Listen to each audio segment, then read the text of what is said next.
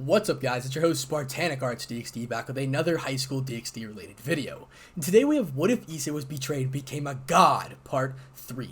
Let's try to hit 1,000 likes, and if you guys want to know when I upload / my upload schedule, click the little blue button right next to the subscribe button.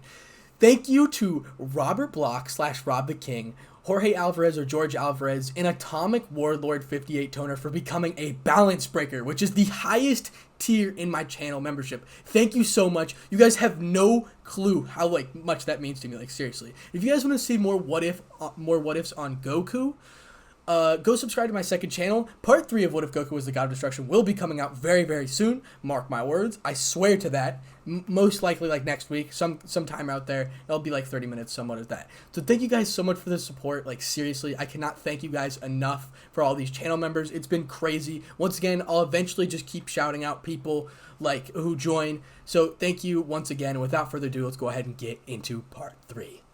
Chapter 7. Third POV, a day after the fight with Kokaville.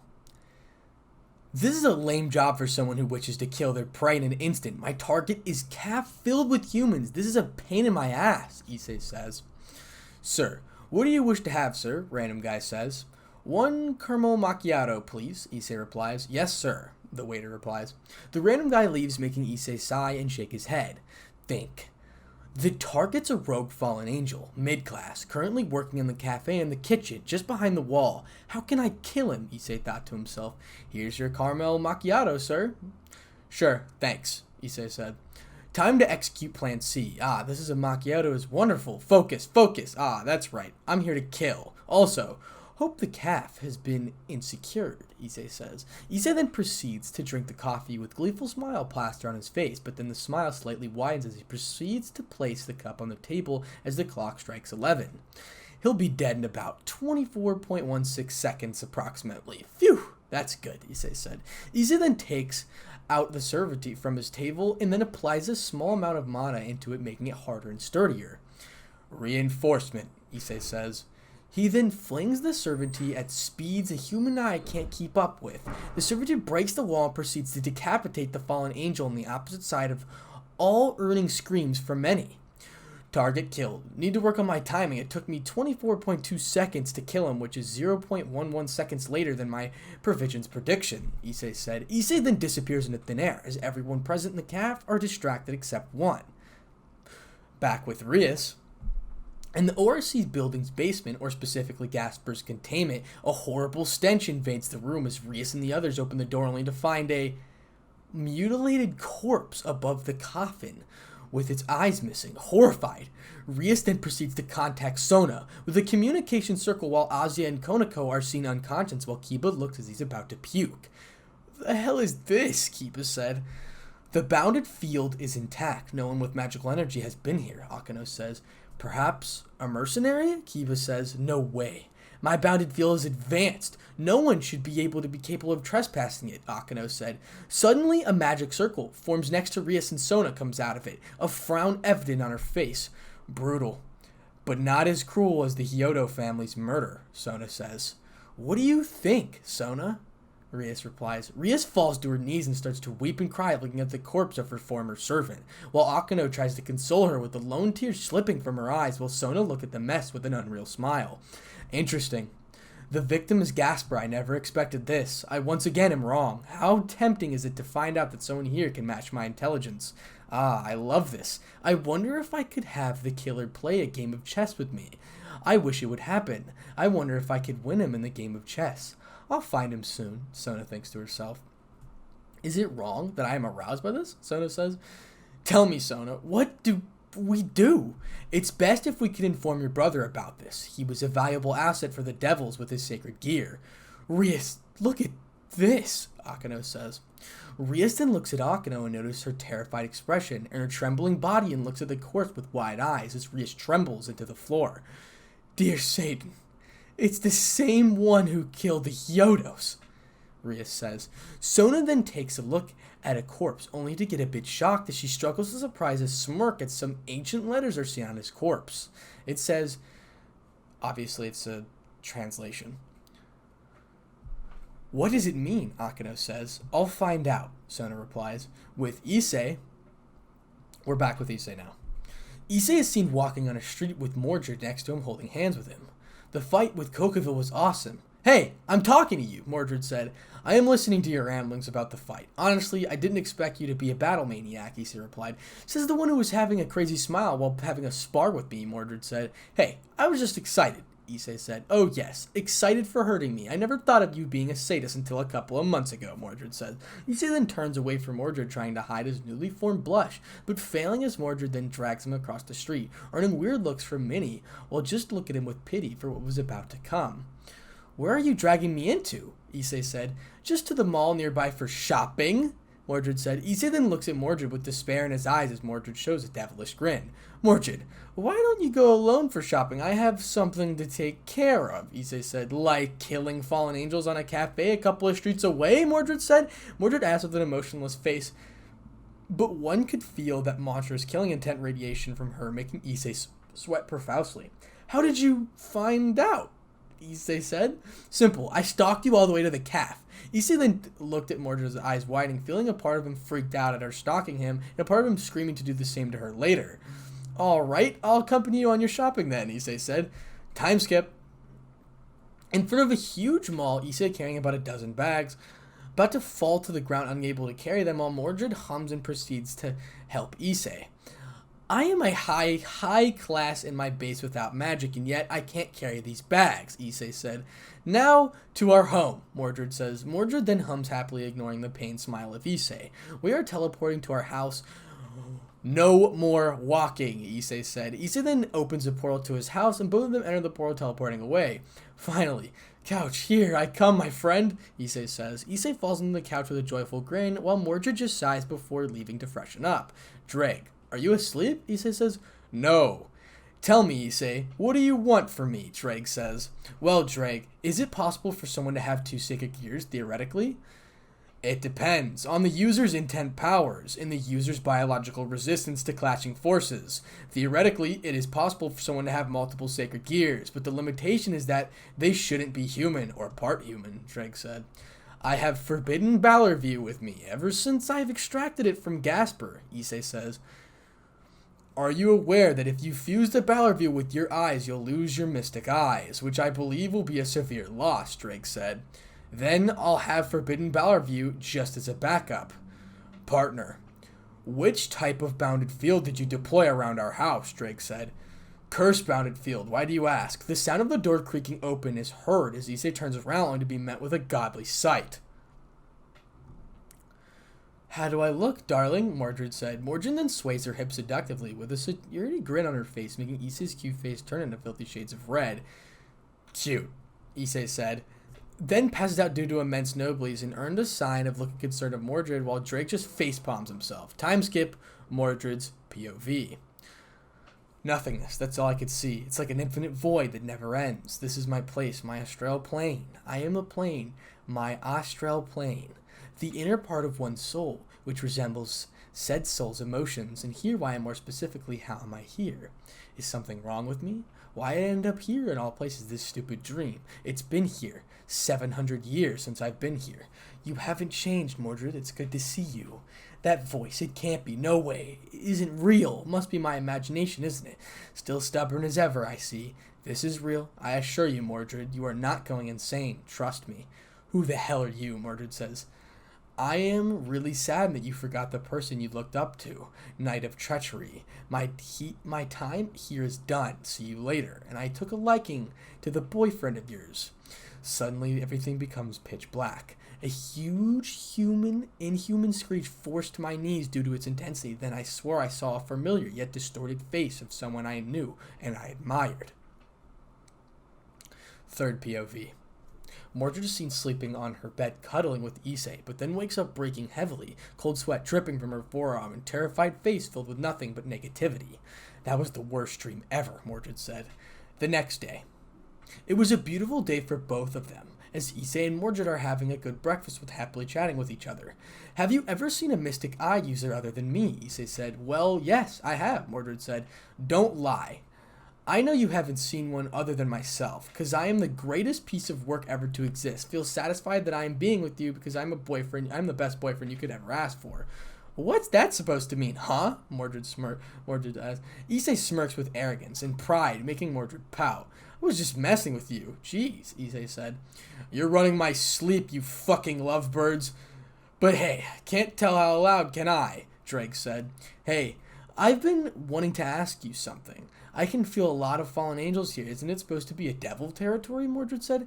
Actually, this belongs to the Shito faction. Sir Zex Lucifer, who is also a major Siscon, used his political powers to make the Shindon Pantheon lend this place to them. In the name of Ko, apparently by the devils, laws only a mature high-class devil or a pair of intelligent young high-class devils can earn the rights to acquiring a territory.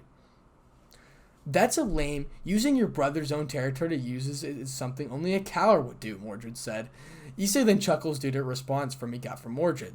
Sir Zex then appointed Rias and Sona Citri as the joint governors for this place. The reason for the fallen angels in this place is due to Rias' inability to scout and place in her retarded parage, but Sona does a good job in managing the territory. Now, I can understand the reason for Kokofield's recent attack, Mordred said.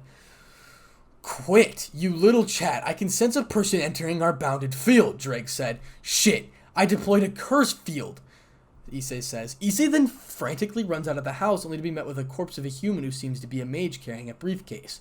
It seems like a mage stumbled upon our bounded field, Issei said. Mordred glares at Issei, while Issei looks nervously at her. Just check his briefcase, partner. It may help us, Drake said. Issei then nervously nods and proceeds to open the briefcase only to find a file with magical seal, which Issei easily dispels and looks at the file, shocking him. It's about my parents, the Hyodos. It seems that they were a Mungus family. This contains the research on Flash Air. The Hyodos were also mid-ranked Magus family. The clock tower, suspicious of the deaths, dispatched a Magi to collect their works, it seems. Flash Air, what is it? Sorry, I am not so good with humans' magecraft, Mordred said. Flash Air is displacement magecraft that substitutes something for something else, derived from alchemy. This system has a fundamental rule that as a replacement will always suffer from the deintegration, thought of as a basic low level. There are very few who use it, limiting it mostly to the Hyodo family. It allows them to displace the soul and consciousness of others into stuffed animals and other objects, replacing them with Hyodo's personalities, like used in their dolls. Mordred looks at Issei with a look of sight of curiosity, while Drake just scowls at him for his sacred gear. So, what are we doing with the corpse? Mordred said. Are you aware that the clock tower's Carly Observatory being able to detect the use of magicraft across 80% of the world? Drake says. How do you know that, Drake? I am sure the clock tower was built 500 years ago, Issei said. A past host of mine was an enforcer at the clock tower, Drake said. Issei then lets out a huge sigh while Mordred looks at Issei with confusion. The Caroline Observatory range is up to Kyoto. It can't observe Ko, and our house lies on a subvariant ley line connected to Kyoto's ley line. 7, thus our bounded field shouldn't be visible to the observatory, and I am sure that the clock tower won't send any other mages after this one, as this is a devil territory, which I am sure the clock tower is also aware of. That's nice to hear, Mordred said. Alright, I'm going to burn this corpse, Issei said. The boosted gear materializes in Issei's hand, and from a bright yellowish flame burns the corpse to ashes in a matter of seconds. I guess I should replace the cursed bounded field with an ideal bounded field, Issei said. You should do that. I don't want to witness any other innocent bystander's corpse on the front door. Sure, it'll be done in a second, Issei said. With Rias is seen sobbing silently, while her parage look at her with a solemn gaze, and a few tears of their own. While a man seemingly at his 30s, with crimson red hair similar to Rias, wearing a suit emitting an aura of nobility and authority, looks at the scene in front of him with a frown. My dear little sister, I promise you that I will find the one who is responsible for the death of your bishop and the Hyodos. I have also found out that Gasper was exorcised by one of the most powerful methods. An exorcist did this? Rias said. Maybe. The markings of body is a Greek word for the most dangerous exorcism on creatures of darkness, Kyrie Elysian. Even the name itself brings a slight pain. But do not say this. This can kill a mid-class devil by even whispering it. When it is used, can successfully purge the soul of a mid-tier ultimate class being. The one who's responsible for this must be an exorcist of the church or a heretic working for the fallen, or perhaps this is to confuse us. This may be a fake clue. I swear to Satan that I'll find the one who did this, Rias says. That is the end of Chapter 7. Chapter 8, third POV. A sickening smell lingering around the plains, which were tainted by crimson blood and corpses of the mortals. Above them was a man, no, a thing, with a long sword as the sole witness for the massacre. Through thy death is thy granted. Fear not, souls of thy deceased, of peace shall not be granted only by thy death. O death, feast upon their souls, bringing them salvation. A hand grabs the thing's leg, which is seen as a dying soldier taking his last breath. What are you? The soldier says. The shadow shall bring you peace, rest for all eternity, fallen soldier. The thing then stabs him at the heart, killing him instantly. I must thy seek the Hassan of this era. I shall judge his worth, and be his executioner. I must heed towards the plains of red fields. If thy assassin I killed before was right, to skilled assassin roams on the plains. He may be the assassin I seek. Now, back with Issei. In a huge colossal library littered with books about mystic codes to special abilities inherited by traditional methods, Issei and Mordred are seen reading books regarding divine constructs, Welsh mythology, respectively. This is absurd. The humans have betrayed me as a male in the Welsh legend, Mordred said. Indeed. Human and a lot of supernatural historians are quite distorted in their views of portraying things, Drake said. That's correct. But I guess it can't be helped with, Issei said. Darling, what are you reading about? Mordred said. Don't know that you shouldn't have a conversation in a library, Issei said. This is our own library. We could do whatever we want. I mean, literally whatever we want, Mordred said. Mordred looks at him with a seductive smile, earning a blush from Issei, who composed himself. Do you remember that we decided to do it when we are truly ready? Although my perverted side wants to pounce you on here and now, Issei says. Issei then whispers the last part, only to hear him in succeeding in doing so, while making Mordred develop a huge blush. We're both 19 physically, and we both have internal uselessness, yet we are virgins. While many lose it before they are 18, Mordred said. This isn't a big feat. I am still a virgin till this moment, and I have lived for 500,000 years, Drake said. Both of them stare at the now memorized boosted gear in Issei's arms with pure shock of disbelief and dancing in their eyes, while Issei looked traumatized. Everyone just sat there in silence for a minute. I am sure you have just made a new world record, Drake. The Virgin Heavenly Dragon, Mordred said. Drake internally chalks hearing such a disgraceful horrific. How are you sane? Issei says. It's not a big deal. I was focused on improving my abilities and defeating Albion while I was alive, and that literally didn't have time left for these. Although it was really hard controlling myself during my heat, I still didn't waste time and remained focused, Drake said. Issei gets up from his chair and runs away with a look of horror. What are you doing? Didn't you promise me to help you learn more about human magicraft and history? Mordred said. That can wait. I need a drink, Issei said. Time skip, the next day. Issei is seen on the cafeteria at Code Academy, chatting with other students as the group of jerks make their way towards their demise, which is Issei. Dude, you should tell me how you did get that hot blonde chick like that, Boy 1 said. Think with your brain, not your crotch, Issei said. Boy 2. Heh, I want to ravage that new blonde-haired slut badly. The air suddenly turns colder, sending shivers down their spines while Issei lets out a sadistic grin. Ha! You want to ravage her, huh? I'll be glad to cut your microscopic dick and chop your legs into pieces for addressing my cute, adorable princess as a slut, and I'll be ripping your eyes out and crushing them as you scream for mercy. In the end, you will just be a corpse without eyes, legs rotting away in purgatory. His face distorts into a disturbing, psychotic laugh, scaring the two boys, making them run away. No, please don't. I want to live, Boy 1 said. No, I want my dick, Boy 2 said. Issei then lets out a chuckle at his facial expression, changes into his normal self as he flashes an innocent smile to a girl near him, who is seen sweating profusely. He may look cute, but he's a psycho, the girl said. Of course I'm a psycho. What should I do for knowing my little secret, Issei said. Issei reads her mind, her thoughts, and replies to it with an innocent smile, dripping with malice, making the girl faint, gaining the attention of the others far away. "Oh my god, help, help, this is an emergency, somebody call the ambulance," Issei said. Issei shouts with a fake concern as the guy then proceeds to carry her to the infirmary. But unbeknownst to him, Kiba is seen with a terrified face, sweating heavily as he heard their conversation due to his enhanced hearing.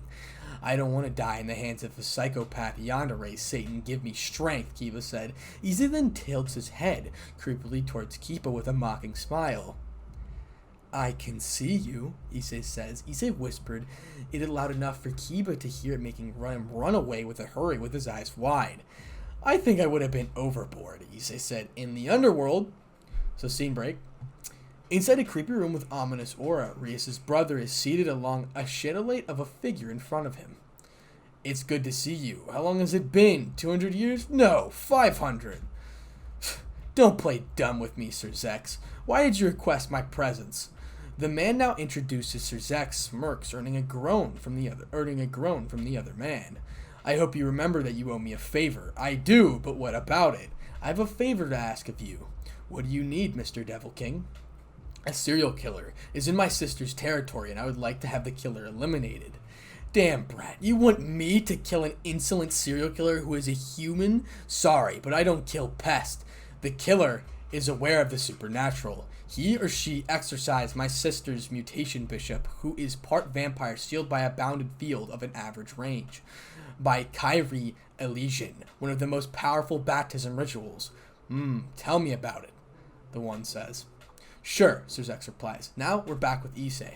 "I still can't believe that I let you accompany me on my assassination quest," Issei says. "In a cold night with crimson moon shining bright, both of them are aware, scening across a forest field with chirping and growling. I was bored. I didn't get to fight anyone other than you since we arrived at your hometown," Mordred said. "You don't have to fight someone else. Why don't you think about having a peaceful life?" Issei said.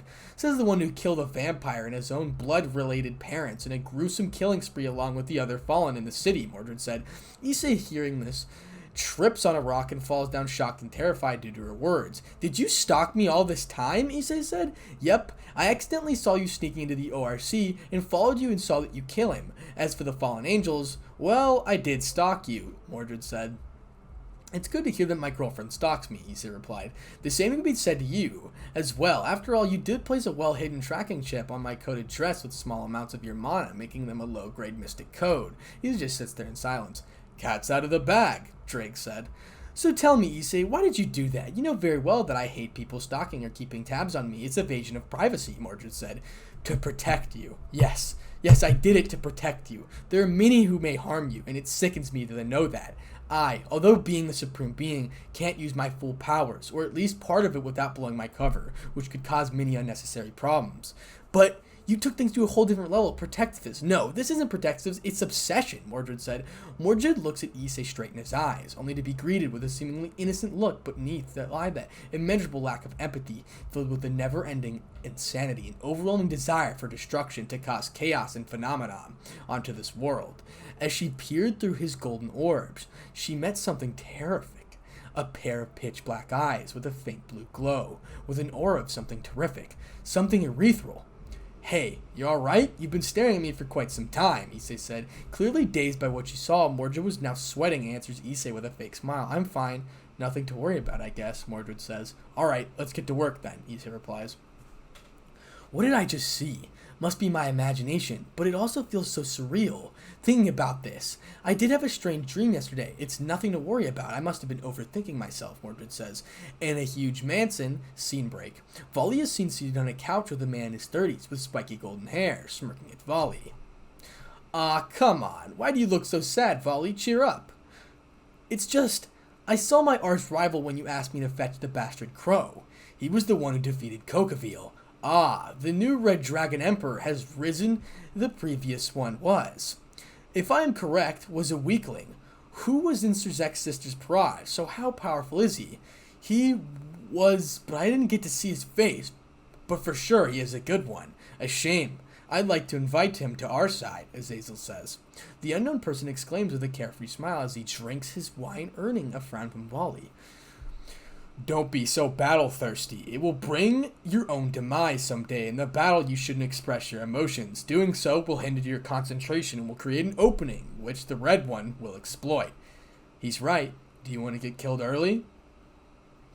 I don't care. I must be cursed to be born in this era where God is dead and I wanted to fight him to the death in my childhood, Volley said. The unknown person lets out a chuckle, which turns into a full-fledged laughter of ticking off Volley. So what if he's dead? There are other gods, Norse, Shinto, Greek, Celtic, and many more. If you wish to battle them, then battle them to the death, though I personally don't like this. You know that I wish to form an alliance with the other factions. They say that you are an excellent war general, yet you hate war. How amusing, Volley said. Sun Tzu, one of the greatest war tacticians, once said, the supreme art of war is to subdue the enemy without fighting, Sun Tzu. Whatever. Why peace when you can enjoy the thrill of battle? Peace is a state of no emotions, a void, excruciating feeling it is.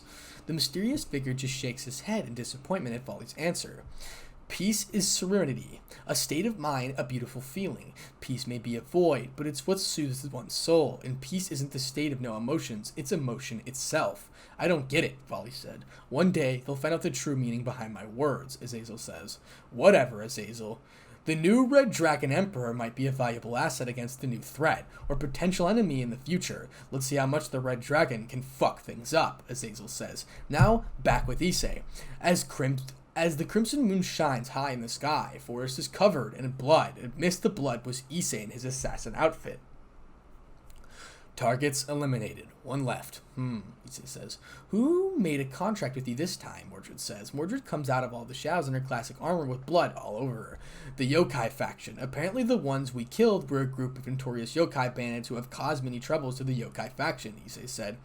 In my early years of a knight of the Round Table, I used to kill bandits and assassins who posed a threat to the king, Mordred says. Frowning slightly inside her armor, Mordred then tries to sense any other presence nearby, but no luck gives up.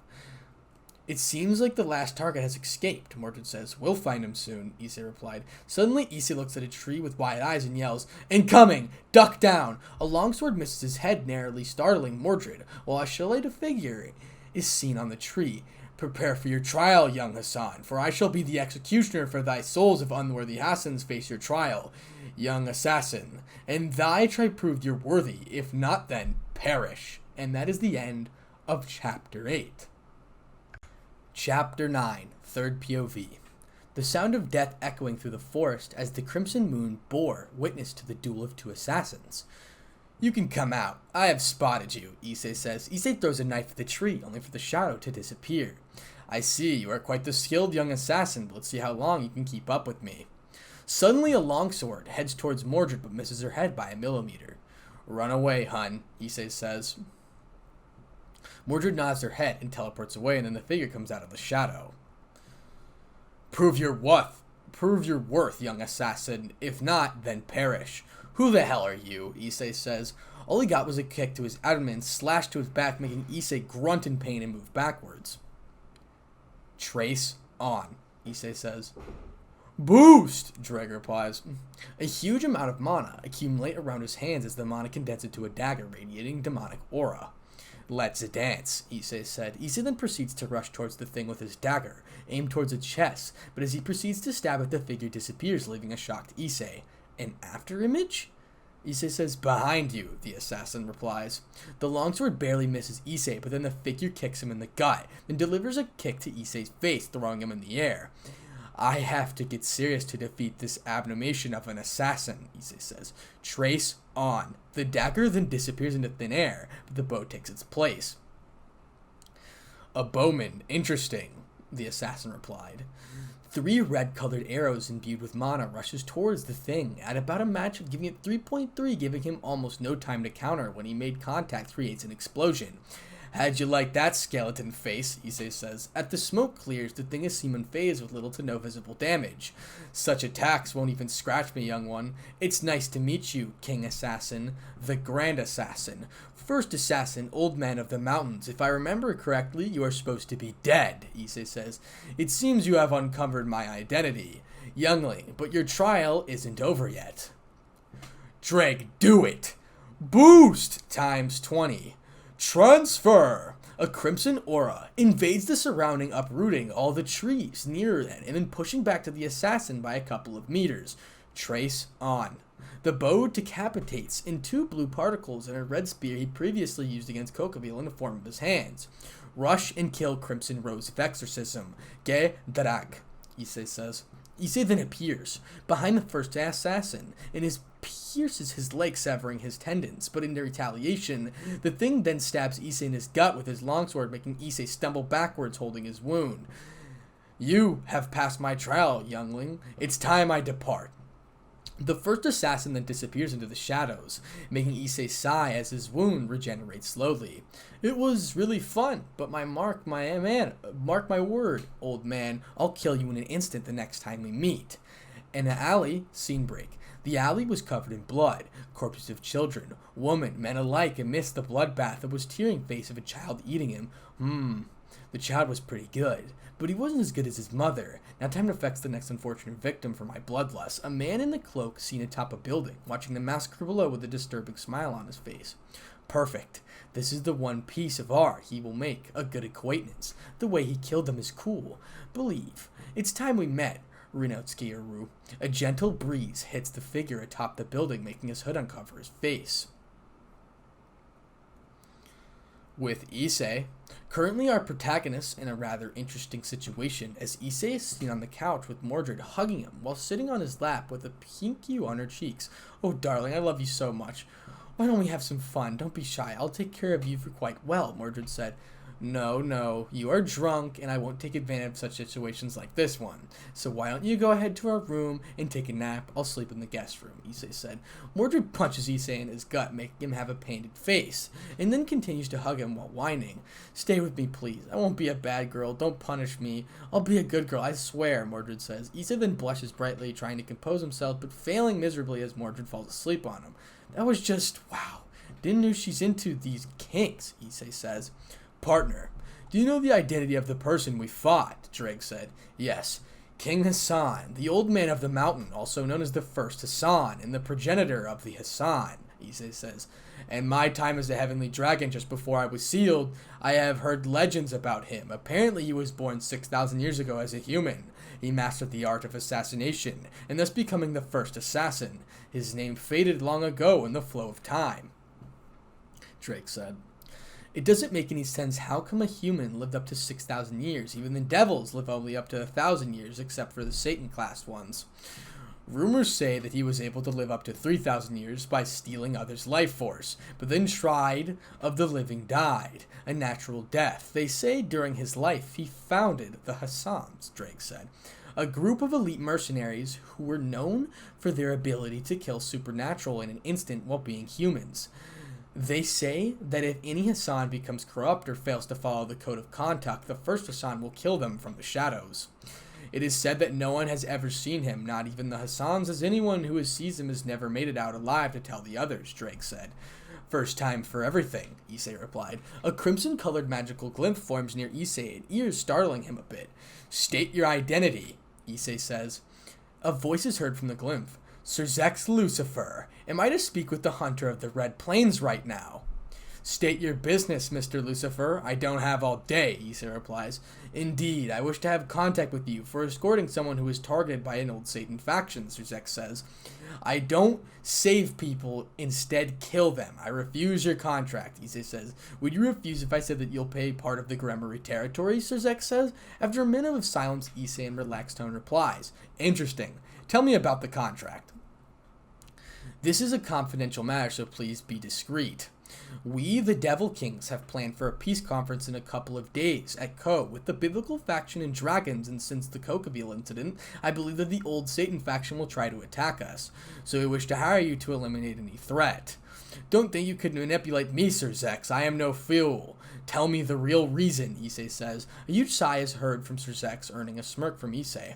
"As you know, Ko Academy is ruled by my little sister, Rios, along with Sona Sutri's sister and Seraphal Leviathan. We suspect that old Satans wish to start a war by killing them, as it would result in Seraphal and myself declaring war against them. I wish to hire you to protect her till the conference ends. It's amusing to know that Zayas wants the person who wishes to kill her, and has killed her bishop without knowing her as the personal bodyguard," Issei says to himself. "You want me to babysit your sister," Issei replies.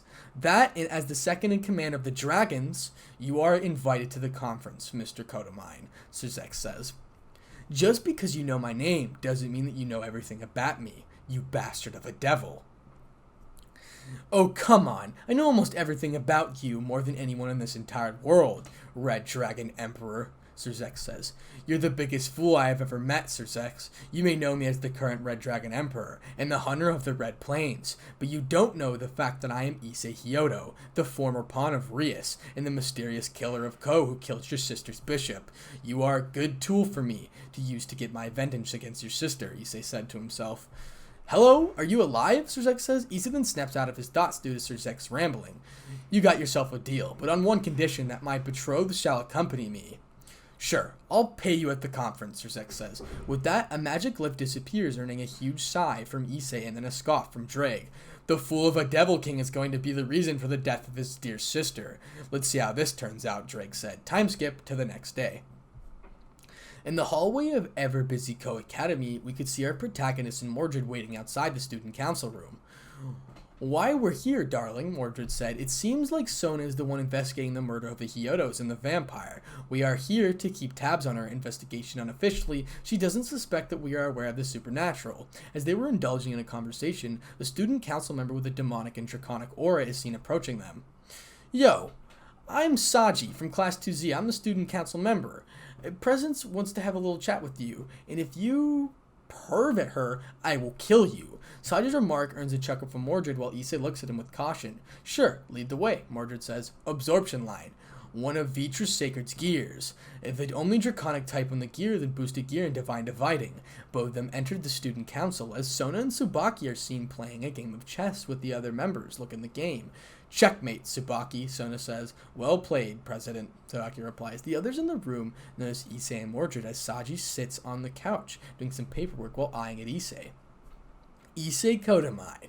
Mordred, it's a pleasure to meet you all. Likewise, Miss Citri. No need to address me in my last name. Call me Sona, Sona says. Well then, Sona, I know for the reason of being here. Sona then flashes a friendly smile while proceeding to adjust her glasses. Straight to business, I see. I would like to have a game of chess with both of you. Sona finishes answering and Issei slightly smirks along with Mordred doing the same. I have heard the rumors about the unbeatable chess champion of Ko. It's time I check out the facts. Indeed, it's been so long since I've had good competition. Hearing the reply, Sona then grins with amusement, dancing her violet orbs. Well then, who wishes to play me first? I'll go first, Mordred says. Get ready to be pummeled onto the ground. Sona exclaims with fake arrogance, earning a couple of chuckles from the other members while Tsubaki looks at her with suspicion.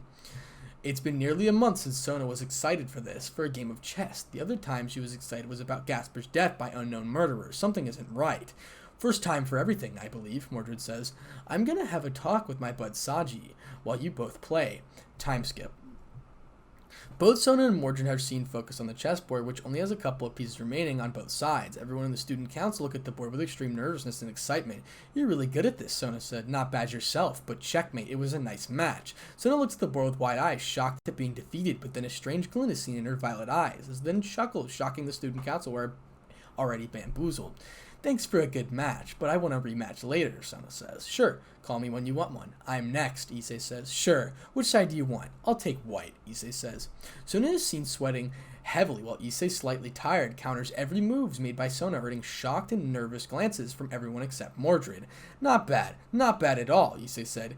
First Mordred defeats me, and now this one is giving me even tougher challenge. If I lose, I'd be enraged with them. The world must be fucking with my life, Sona says. Checkmate, Sona. Everyone looked at Issei shocked while Issei wears a smug grin, eating a punch to his shoulder by Mordred. That was a good game, Sona said. After saying that crazy smile, it makes the word towards her which goes unnoticed by everyone. They are distracted. I'll take my leave. See you later, Issei says. Likewise, Sona. It has been fun seeing you and everyone in your company, Mordred replied. Both of them exit the student council, leaving everyone except Sona with a dumbfounded expression. You do know what it means, right? Tsubaki says. Just give me a minute, Sona says. After a minute of silence, lets out a sigh. Tsubaki, contact my mother and inform her of things. Development, Sona says. Sure. To think that there is a man who beat me in the game of wits. This is so awesome. At last, not the one but two defeated me in chess and one is male. It's time I start knowing about my fiance. This feeling is so good. Finally, someone who can match me in intelligence, but I still want a match of chess with the killer. But I don't plan to now. Shall I inform this to your sister, Tsubaki said. No, don't inform her, and send your familiar to Montre Issei at all time. Sona said, "That's stalking." Tsubaki replied, "No, it's called getting to know him more." And that is the end of chapter 9. And that is where we're going to end it off for now, right at chapter 9. And the next chapter we will read will be chapter 10. Sorry, I just yawned. Now, once again, thank you to Robert Block, or Rob the King, and George Alvarez, or Jorge Alvarez, for becoming a balance breaker. Thank you guys so much for all the support. It's been absolutely amazing. Once again, that is the highest tier membership. I will make a list with all my memberships and shouting out everyone continuously, but mainly the balance breakers because that is the highest tier. Thank you so much for the support. It truly has been absolutely amazing. Remember, I will do a what if on Naruto. I will do a what if on Goku on this channel eventually. It's just not the time as of right now. What if Naruto will obviously be coming before Goku? But once again, if you want to see what if on Goku's, just go check out my second channel. It'll be linked down in the description below. Once again, let's try to hit 1,000 likes. That'd be absolutely amazing. If you guys want to know exactly when I upload, such my upload schedule, click the little blue button right next to the subscribe button.